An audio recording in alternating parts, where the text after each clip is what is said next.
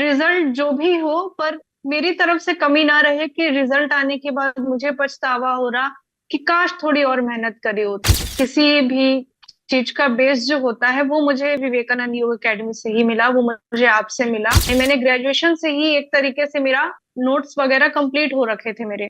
और लेकिन बात वही थी कि तब मैं इतना सीरियस होके पढ़ नहीं रही थी, अपने एफर्ट्स नहीं दे रही थी। अब मुझे तैयारी करनी थी कि अब जो नई चीजें, क्योंकि कंपटीशन बढ़ चुका है, तो हमें सिर्फ नोट से नहीं काम चलता, हमें बुक्स भी पढ़नी पड़ रही हैं अब उनके लिए। सही। आने वाले स्टूडेंट्स को यही बोलूंगी कि सिर्फ नोट्स के भरोसे ना रहें। अब एग्जाम और भी टफ होता जा रहा है, पहले तो आप बुक से तैयारी करें, जितना अच्छे से हो सके अपने कॉन्सेप्ट को क्लियर करें पहले बुक से। नोट्स बनाएं, फिर शॉर्ट नोट्स जो आपको एकेडमी से प्रोवाइड होती हैं वो नोट्स। रुचि जी, आपका विवेकानंद योग अकादमी में बहुत बहुत स्वागत है। थैंक यू सर, प्रणाम सर। आपने इतनी मेहनत की कि उसका परिणाम आपको परमात्मा को भी जेआरएफ के रूप में देना पड़ा। 4 बार आप नेट क्वालिफाई है और 5वीं बार में आपका जेआरएफ यस हुआ सर। है। तो जेआरएफ करने के लिए आपको विवेकानंद योग अकादमी की तरफ से बहुत बहुत शुभकामनाएं। Thank you so much sir. Thank you so much. तो सबसे पहले तो हम आपका परिचय जानना चाहेंगे कि बैचलर कहाँ से रहा आपका, मास्टर कहाँ से रहा, बताइए। यस सर, मेरा नाम रुचि त्रिपाठी है और मैं ग्रेजुएशन में जाके ही मैं योग से जुड़ी हूँ। तो मेरा ग्रेजुएशन और पोस्ट ग्रेजुएशन दोनों ही देव संस्कृति विश्वविद्यालय हरिद्वार से रहा है। और अभी मैं रिसेंटली मैं पीएचडी इनरोल्ड हूँ। जुलाई सेशन से ही मेरा पीएचडी स्टार्ट है बीएचयू से। तो यही सर मेरा ऑल ओवर परिचय था। सबसे बड़े सौभाग्य की बात है कि आपका पीएचडी में एडमिशन हो गया है, उसके बाद जेआरएफ हुआ है। ये मतलब यस सर। आपको हाँ पर्याप्त समय मिल गया जेआरएफ की तैयारी के लिए, और फिर आपने अच्छे से लग के जेआरएफ किया। मतलब बहुत बड़ी बात है कि आपने पहले पीएचडी में एडमिशन ले लिया। मतलब आपकी ये दूरदर्शिता को दर्शाता है। जैसे कई लोग छात्र होते हैं, वो यस सर। सोचते हैं कि पहले पहले हम जेआरएफ करें फिर हम पीएचडी में एडमिशन लें, लेकिन आपको कहीं से सद्बुद्धि मिली और आपने सोचा कि अब मैं पीएचडी में एडमिशन ले लेती हूँ, जो होगा देखा जाएगा। और भगवान ने, किस्मत ने आपका साथ दिया और आपका जेआरएफ हो गया। जी सर, क्योंकि एक अल्टीमेट गोल तो यही था कि पीएचडी में ही जाना है। जेआरएफ तो उसके लिए एक माध्यम था कि हाँ, एक स्कॉलरशिप इकोनॉमिकली हमें वो स्ट्रांग रखेगा, फाइनेंशियली हम स्ट्रांग रहेंगे, जेआरएफ आएगा। पर पीएचडी में तो जाना ही था। और फिर अभी काफी मुश्किल हो रही है, पीएचडी की सीट कम आती हैं या जैसे भी होता है तो थोड़ा मुश्किल रहता है। तो जितना जल्दी हो सके एडमिशन भी मिलना मुश्किल हो रहा है अभी आजकल। तो अगर एडमिशन मिल रहा है तो मैंने सोचा एडमिशन मिले, उसके बाद भी प्रिपरेशन चलती रहेगी। तो इसी क्रम में फिर जेआरएफ भी हो ही गया। और सबसे बड़ी बात है कि पूरे एशिया की सबसे बड़ी आवासीय विश्वविद्यालय है बनारस हिंदू विश्वविद्यालय। वहां से आप पीएचडी कर रहे हैं, बड़े सौभाग्य का विषय है। जहां एक साथ 40,000 विद्यार्थी पढ़ते हैं, अपना भविष्य बनाते हैं, उस विश्वविद्यालय से आपको पीएचडी करने का सौभाग्य मिल रहा है। Yes sir. तो हम आपकी नेट से जेआरएफ की यात्रा जानना चाहेंगे कि आप 4 बार नेट हुए, 5वीं बार में आपका जेआरएफ हुआ, तो कैसा रहा आपका सफर? बीच बीच में बहुत सारी कठिनाइयां आई, असफलताएं आई, लेकिन असफलता को आपने किस प्रकार से अपने मन को दृढ़ किया, सुदृढ़ किया और अपने लक्ष्य की ओर आप आगे बढ़े, इसको हम जानना चाहेंगे। सर, जब मैं तैयारी करती थी, मैंने मास्टर्स लास्ट ईयर से मेनली फोकस्ड हो गए कि नहीं मुझे अब इस बार करना ही है। तब मैंने स्टडी स्टार्ट करी थी। एंड तब मैं इंटर्नशिप में थी, अपने सोशल इंटर्नशिप होता है डीएसवीवी में। तब तब मैं थी और फेब में एग्जाम होने वाला था, तो जनवरी में इंटर्नशिप चल रही थी एंड उस इंटर्नशिप में ही मैंने पढ़ाई अपनी कंटिन्यू रखी थी। उसके बाद मैंने 15 दिन घर आके कंटिन्यू लगभग 12 से 14 घंटे मैंने पढ़ाई को दिए। तब शायद मेरे 200 मार्क्स आए थे। तब मेरा 5 क्वेश्चन से तब भी जेआरएफ रह गया था। तो एक वो मोटिवेशन था कि अगर मैं इतने कम टाइम में इतनी अच्छे से मेहनत कर सकती हूँ और यहाँ तक पहुंच सकती हूँ, तो आगे और भी मैं प्रयास करती हूँ। फिर लगातार मैं करती रही। हर बार यही होता कि 4 क्वेश्चन से रह जा रहा, 5 क्वेश्चन से रह जा रहा। तो मुझे ऐसा लगता था कि कहीं ना कहीं शायद कुछ अच्छा ही होगा, इससे थोड़ा अच्छा होगा शायद, और मेहनत की जरूरत है और करने की जरूरत है। पर एक चीज थी कि करना तो यही है, ऑप्शन कुछ और था ही नहीं। कोई और फील्ड मैंने चूज करी नहीं थी कि हाँ योगा इंस्ट्रक्टर की फील्ड में चली जाती हूँ या कुछ और देख लेती हूँ। बस यही था कि पीएचडी करनी है, नेट जेआरएफ करना ही करना है। तो नेट तो होता रहा, पर सर जेआरएफ में कहीं ना कहीं बाधाएं आ रही थी जो हो नहीं पा रहा था, एंड एट द एंड वो भी हो गया। चलिए, बहुत बढ़िया। आपको हम लोग बहुत बधाई देते हैं कि आपने 4 बार नेट करके अंतिम बार में जेआरएफ निकाला है और अच्छे नंबरों से आपने नेट क्वालिफाई किया है। मतलब 2 क्वेश्चन, 4 क्वेश्चन, 3 क्वेश्चन, इस प्रकार से आपका जी जेआरएफ सर। रुका है। तो जब जी दो सर। चार क्वेश्चन से जब जेआरएफ रुकता है तो बड़ा कष्ट होता है, बड़ा दुख होता है। अरे, रुकता तो 15-20 नंबर से रुक जाता, 2-4 क्वेश्चन से 2-4 नंबरों से रुकना मतलब वो बहुत अंतः वेदना देता है। तो आपने उन अंतः वेदनाओं को दूर करते हुए, जैसे कहते हैं ना, मन के हारे हार है, मन के जीते जीत।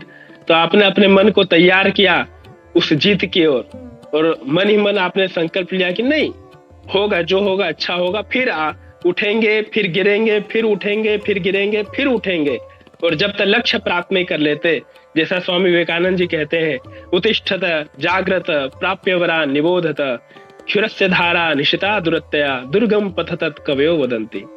जब तक हम अपने लक्ष्य को प्राप्त नहीं कर लेते हैं, तब तक हमको कंटिन्यूटी रहना है। तो वही निरंतरता आपके जीवन में हमें दिखती है। जी अब सर, हम ये मुझे जानना यही चाहेंगे। लगता था कि मैं तो अपना 100% दूं, रिजल्ट जो भी हो, पर मेरी तरफ से कमी ना रहे कि रिजल्ट आने के बाद मुझे पछतावा हो रहा कि काश थोड़ी और मेहनत करी होती। तो जिस टाइम एग्जाम दे रहे हैं उस टाइम तो अपना 100% लेके चलना है। रिजल्ट का तो नहीं सोचना कि अब क्या होगा। अगर हम अपना अभी 100% दे रहे हैं या नहीं, हमें ये सोच के चलना है। तो बस बिल्कुल वही सही सोचती थी बात है। सर मैं। हाँ, जब आप मेहनत करें तो 100% आपकी मेहनत होनी चाहिए। उसमें ऐसा ना लगे कि अरे चूक गए, थोड़ा सा और मेहनत की होते, ये एहसास कभी नहीं होना चाहिए। तो मेहनत ऐसी ही हो, अपना जी जान लगा दें उस मेहनत में, जैसा आपने किया है।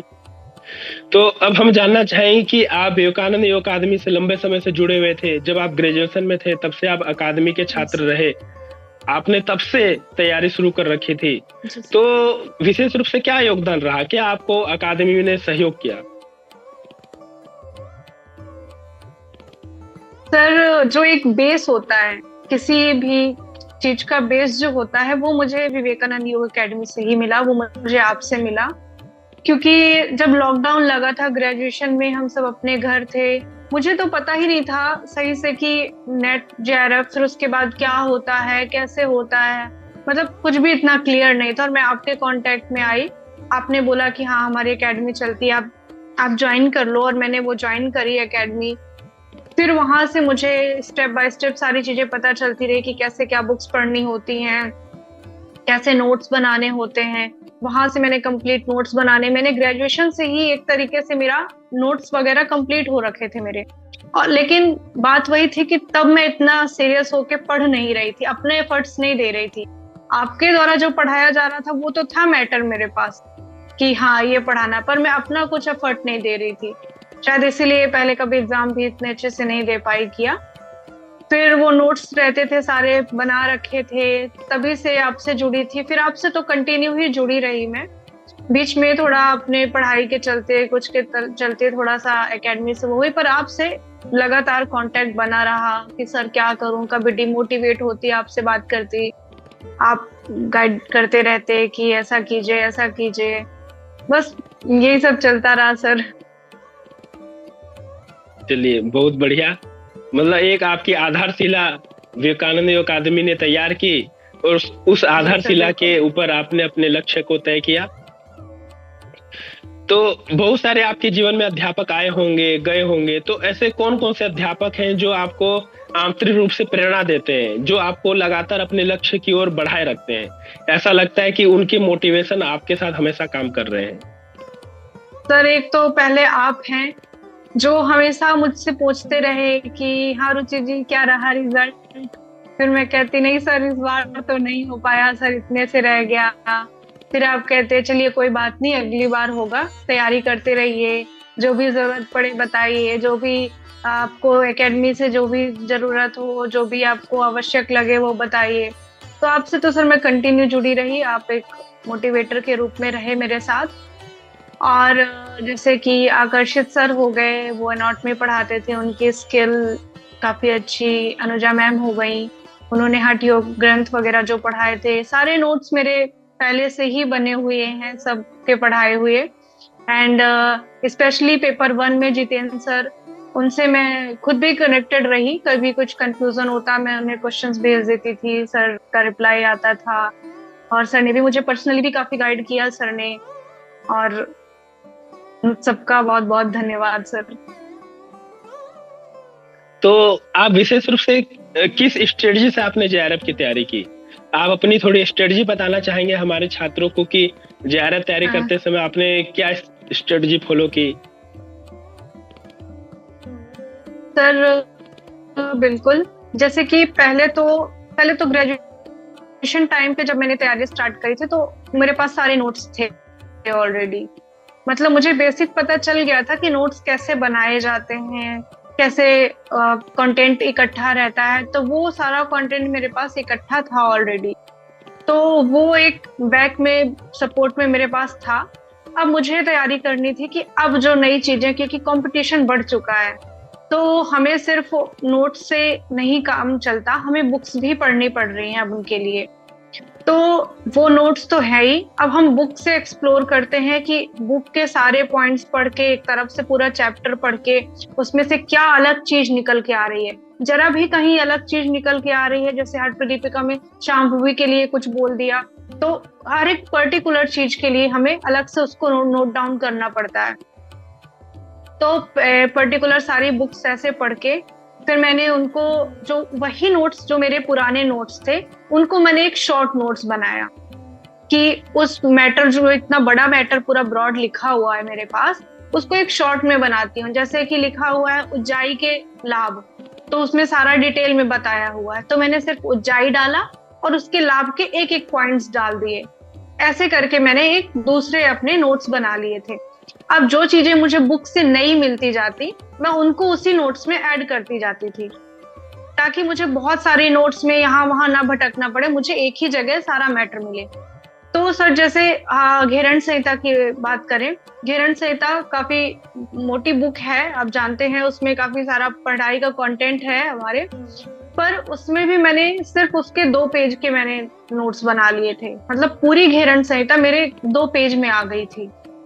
तो मैंने इस तरीके के नोट्स बनाए थे कि मैं अगर कभी उनको खोलने बैठूं तो बहुत इजीली जो मेन चीजें मैं उनमें फोकस करके उन्हें रिवाइज कर पाऊं, ना कि मैं पूरे ब्रॉड कॉन्सेप्ट को पढ़ने जाऊं और वहां टाइम वेस्ट करूं। देखिए छात्रों, ये जो शॉर्ट नोट्स होते हैं आपको रिवीजन के लिए बहुत मदद करते हैं।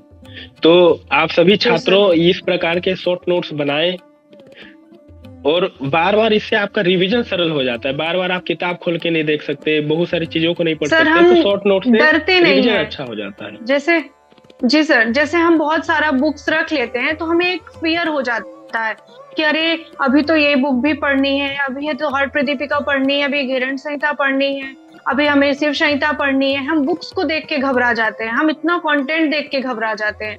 पर उन्हें ही जब हम शॉर्ट में, आप सर यकीन नहीं कर पाएंगे, पर मैं जो सारे नोट्स हैं मेरा 10 से 20 नहीं 15 से 20 पेज में, 1 साइड लिए जाए अगर पेज, तो 20 पेज में मेरा पूरा पेपर 2 का मैटर पूरा खत्म हो गया है। ऐसे मैंने नोट्स बनाए थे, और वो भी मिलेगा सारा कंटेंट उसमें मिलेगा। ऐसा नहीं कि कोई भी चीज छूट के गई हो। इतना छोटा छोटा लिखती थी सर, पर सारा कुछ ऐड कर के रखती थी। बहुत सही, बहुत सही। तो कितने मिनट में आपका रिवीजन हो जाता था वो 15 से 20 पेज का?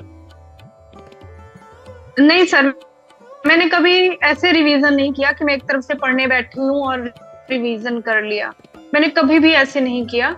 मैं टारगेट रखती थी, जैसे कि पेपर 1 महीने बाद एग्जाम है, पहले तो मैं पूरा ब्रॉड पढ़ती थी, पहले मैं पूरा बुक से पढ़ती थी एग्जाम के पहले सारी चीजें, सारा जहाँ पे हाईलाइट करना है, जो मेन चीज निकल के आ रही है शॉर्ट नोट्स में ऐड करना है, यही सारा काम करती थी। जब समझ आता था कि अब लास्ट के 1 मंथ रह रहे हैं, तब मैं पढ़ना स्टार्ट करती थी। तो अपने आप को डेली टारगेट देती थी और चिपका देती थी दीवार में कि आज मुझे इस डे को, मतलब इस तारीख को मुझे ये चीजें पेपर 2 की और ये यूनिट और पेपर 1 की ये यूनिट मुझे कंप्लीट करनी है। जैसे कि ज्यादा टाइम है तो मैंने 2 दिन दे दिया कि 2 दिन में मुझे एक यूनिट कंप्लीट करनी है पेपर 2 की, और एक यूनिट पेपर 1 की, 2-2 दिन दे दिया मैंने, और उसी में से हाफ डे डिवाइड कर देती थी। तो इस तरीके से मैं अपने आप को टारगेट देती थी, और ऐसा होता था कि मुझे इन 2 दिनों में ये कंप्लीट करना ही है, देन मुझे नेक्स्ट में मूव करना है। तो मैं उस डे को वो सारी चीजें कंप्लीट करती थी। मैंने कभी भी इकट्ठा पढ़ने का नहीं सोचा कि आज मैं बैठूंगी और फर्स्ट यूनिट से लेके लास्ट यूनिट तक पूरा कंप्लीट कर दूंगी, ऐसा मैंने कभी पढ़ा भी नहीं। ओके, तो जो मॉक टेस्ट रहे या टेस्ट सीरीज रहे वो आपने लगाए? जी सर, जी सर। तो पीवाईक्यूज के कुछ वीडियोस, और एक मैंने पीवाईक्यूज की बुक ली थी जो योगा की आती है, अरिहंत की है शायद वो। तो उसमें योग के जो भी सॉल्व्ड पेपर होते हैं, जितने भी प्रीवियस योगा के एग्जाम्स हुए हैं, वो सारे उसमें मिलेंगे, विद आंसर्स मिलते हैं। शायद आपने ही सर मुझे वो रिकमेंड करी थी बुक।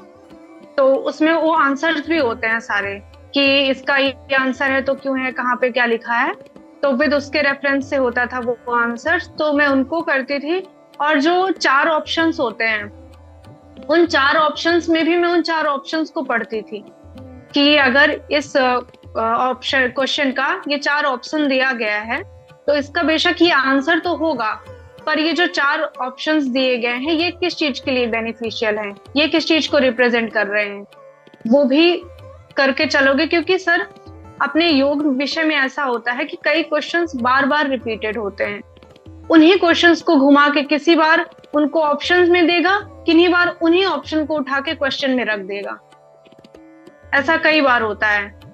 तो अगर हमने उन क्वेश्चंस को कर लिया बहुत अच्छे तरीके से ना, तो बहुत ज्यादा चांसेस बढ़ जाते हैं हमारे एग्जाम को क्रैक करने के। तो जैसा कि हम जानते हैं रुचि जी ने कोई पक्ष नहीं छोड़ा, उन्होंने शॉर्ट नोट्स भी बनाए, मॉक टेस्ट भी दिया और टेस्ट सीरीज भी लगाई और बहुत मेहनत की। आप सोच सकते हैं कि जिस व्यक्ति ने 4 बार नेट क्वालिफाई किया हो और 5वीं बार में जिसने जेआरएफ किया हो, तो कितनी मेहनत की होगी इसने, कितना धैर्य रखा होगा। सबसे बड़ी बात है धैर्य। जब वो बार बार परीक्षा के लिए लगी हुई है, जेआरएफ नहीं हो रहा है, बार बार निराशा हाथ में आ रही है, लेकिन धैर्य बंधा हुआ है। ये धैर्य भी बहुत बड़ी चीज है। जिसके जीवन में धैर्य होता है वो धीरे धीरे सब कुछ प्राप्त कर लेते हैं। तो वो धैर्य हमें इनके जीवन में देखने को मिलता है। तो अंतिम में जो आने वाले छात्र हैं, तो उनको आप क्या बताना चाहेंगे, किस प्रकार से वो अपनी तैयारी को लेके चले, किस प्रकार से वो अपनी मनोभूमि को तैयार करें? सर मैं आने वाले स्टूडेंट्स को यही बोलूंगी कि सिर्फ नोट्स के भरोसे ना रहें। अब एग्जाम और भी टफ होता जा रहा है, कंपटीशन आप देख रहे हैं, कट ऑफ कितनी हाई होती जा रही है, सब कंपटीशन में लगे हुए हैं। तो पहले तो आप बुक से तैयारी करें, जितना अच्छे से हो सके अपने कॉन्सेप्ट को क्लियर करें पहले बुक से। उसके बाद आप नोट्स बनाएं, फिर शॉर्ट नोट्स जो आपको एकेडमी से प्रोवाइड होती हैं वो नोट्स, वो तो करें ही। आपको एक्स्ट्रा चीजें अगर बुक से मिलती हैं, क्योंकि हर कोई सर्वज्ञ नहीं है, कोई ना कोई चीजें छूट जाती हैं। इतनी बड़ी बुक है सर, तो हम नोट्स तो दे रहे हैं, पर कुछ ना कुछ चीजें खुद से हमारे उससे भी छूट जाती हैं। तो अगर हम खुद उस चीज को लेके पढ़ते हैं और हमें लगता है कि नहीं ये चीज इंपॉर्टेंट है, उसे हम अपने से ऐड कर सकते हैं। तो पहले अपना बेसिक कॉन्सेप्ट क्लियर करें बुक से, देन आप नोट्स पे आइए। जब आपका बेसिक जो कंटेंट सारे क्लियर होंगे तो आपको फिर नोट्स में और इसमें ज्यादा दिक्कत नहीं होगी, फिर आपका रिवीजन बचेगा सिर्फ। तो पहले तो आप उसको करें, जो भी पूरा बुक से कंटेंट करें, फिर आप नोट्स बनाएं, क्वेश्चंस को लगातार सॉल्व करते रहें। जो भी पीवाईक्यूज क्वेश्चंस हैं उनके जो ऑप्शंस दिए होते हैं, मेनली उसमें फोकस करें कि उन ऑप्शंस को भी करने की कोशिश करें। यही है सर। चलिए, बहुत बहुत धन्यवाद। पूरे विवेकानंद योग अकादमी की तरफ से हम आपको बहुत बहुत शुभकामनाएं देते हैं, और मैं व्यक्तिगत रूप से थैंक यू सो मच आपसे मैं सर। 2019 से जुड़ा हुआ हूँ। तो जब आप ग्रेजुएशन कर रहे थे तब से लेकर के जब आपको मास्टर में एडमिशन लेना था, तब तब भी हम आपके साथ थे, मार्गदर्शन कर रहे थे। जब आप पीएचडी में एनरोल हुए तब भी जब मैं था। पीएचडी में लेना था सर तब भी। तो लंबे जी समय सर। से आप हमारे से जुड़े हुए हैं, और हमेशा आपको हम एक अच्छी छात्रा के रूप में गाइडलाइन करते रहे। तो जब अपना छात्र सफल होता है तो बहुत प्रसन्नता होती है। तो आपके संघर्ष को भी हमने देखा है। तो आज आपके संघर्ष थोड़ा कम हुआ है, आप जेआरएफ कर लिए तो संघर्ष आपका थोड़ा कम हुआ, लेकिन खत्म नहीं हुआ है। पीएचडी करने के बाद भी संघर्ष रहेगा। हाँ, थोड़ा कम जी जरूर सर। हुआ है। तो पुनः आप एक अच्छे विद्यार्थी बने, और इस संघर्ष भरे जीवन में आनंद की खोज करें। इस कामना के साथ आपको पुनः पुनः बहुत बहुत शुभकामनाएं। बहुत बहुत धन्यवाद। Thank you so much sir. Thank you.